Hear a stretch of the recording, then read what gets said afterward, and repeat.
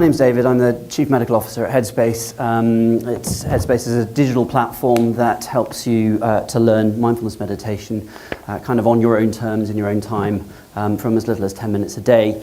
And the work that I actually do is overseeing all of the research work that we're involved in as a company, and I'll come to that. But in this talk, what I'd want to tell you about is how basically I've found my childhood dream job.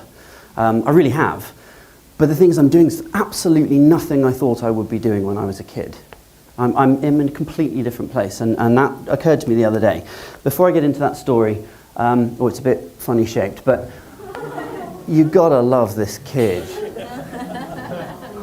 Yeah, you got it.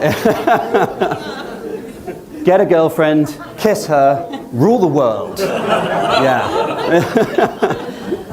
So, when I was young, I had equally humble aspirations. If you asked me what I wanted to do, if you asked me what I wanted to do, I would say brain surgeon. I want to be a brain surgeon. And I want to do something entrepreneurial, maybe in a startup. And I want to be a leader. And I want to contribute to mankind. So, you know, your average job, basically, right? People would point out to me appropriately that it might be a bit difficult to find a job that ticks all those boxes, and I just thought, yeah, whatever. I'll find several jobs. I'll do several jobs at the same time. That's the way to solve the problem. It's okay.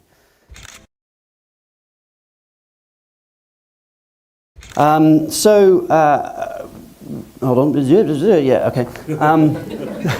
So I decided, right, step one, brain surgeon, medical school. Let's go to medical school.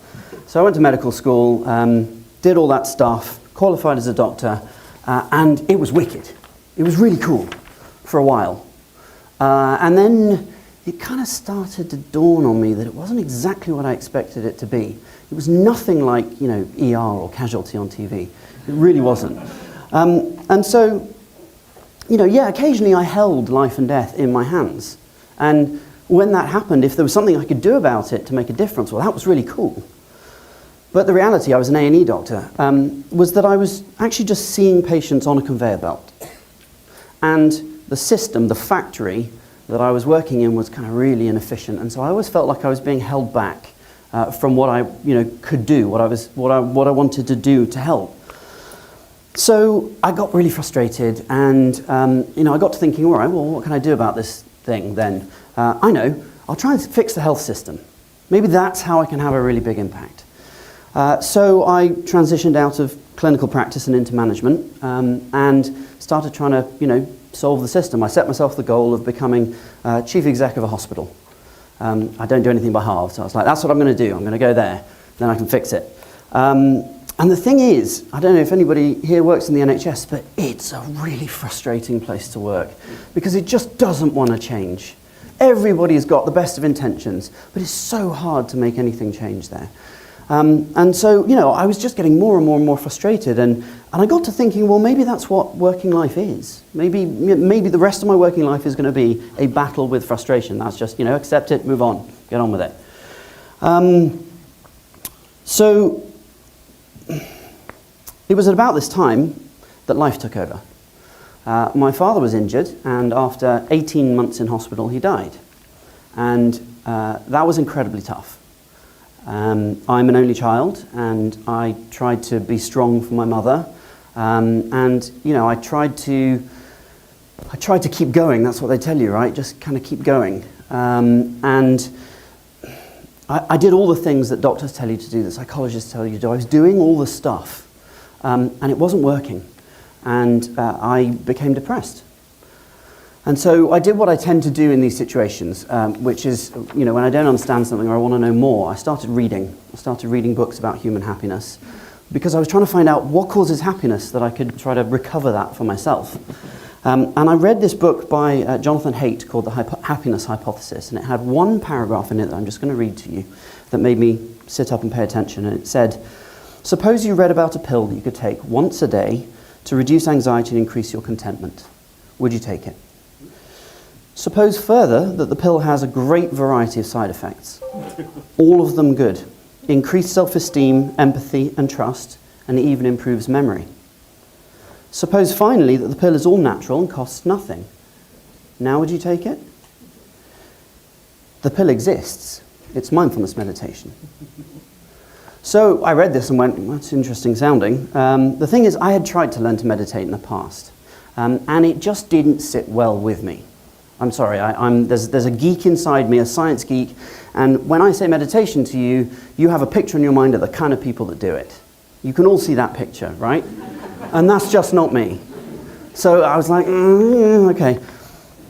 Universe conspired against me, and at pretty much that time, I read a magazine article about Headspace, and it said Headspace is different because it doesn't have any of that kind of woo-woo about it. There's no humming, there's no incense. You can even do it on the underground on your way to work. Just 10 minutes a day, learn to meditate. And I thought, okay, I'll give that a go. So I tried it, and lo and behold, it was refreshingly straightforward. I could handle. I didn't want to throw my phone out of the window at the end, and it felt kind of good actually, doing the meditation. So I kept doing it, and it was about 5 or 6 weeks. I just transformed completely. Other people could see it in me. My friends were asking me, "What are you taking?" And actually, I had stopped taking anything. I was just meditating, and it totally sorted me out. So, random coincidence, I happened to meet the founders of Headspace. I got to know them. I was always getting really excited about the science and stuff, the research into it, and they offered me a job. They said, "Do you want to come and do all of the scientific work for Headspace?" And I said, interesting idea. Not on my 10-year plan. Unlikely to get me to being a chief exec of a hospital.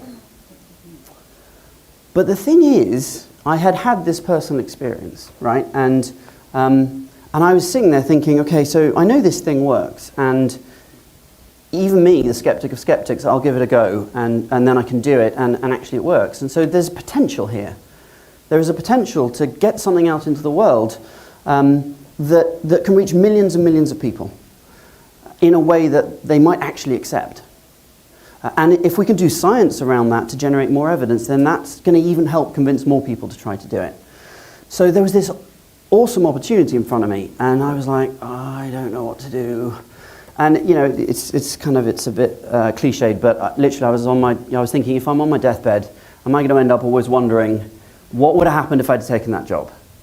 Yeah, probably. So okay, I took the job, and now I work for Headspace, and every day I get to ask questions that nobody knows the answer to, and then dream up crazy experiments to try to answer the questions. And we're working with about 40 different universities around the world trying to understand this thing called mindfulness. What is it? How does it work? The thing is, we're working right on the boundary of human knowledge, at the intersection between medicine and neuroscience and psychology and even philosophy, trying to understand this thing that Buddhists have known about for a couple thousand years. It's really cool. Perhaps we'll even be able to understand something more about the nature of human consciousness by researching all this stuff. And this is what I get to do every day with the world's top researchers. The most exciting thing here is that everyone can learn mindfulness. Anyone can learn mindfulness. So there is this enormous opportunity to do good for a huge number of people. And for me, that feels like an opportunity to genuinely make a positive dent in the universe, which is kind of really exciting. So remember that list from my childhood, the things I wanted to do. I wanted to do something to do with the brain, doing that. Entrepreneurial, yep. In a startup, yep. Leadership, yep. Contributing to mankind, hell yeah. I just wouldn't have dreamt it. Okay, I had this random list of stuff that just sounded like, the fancy, weird, wonderful wishes of a kid. And actually now I find I'm doing that every day because of this. And I've genuinely never been happier. So I'm supposed to leave you with a question, and my question is, what would improve in your life if you were in the habit of paying 100% of your attention to it? Everything. Good answer. Thank you very much.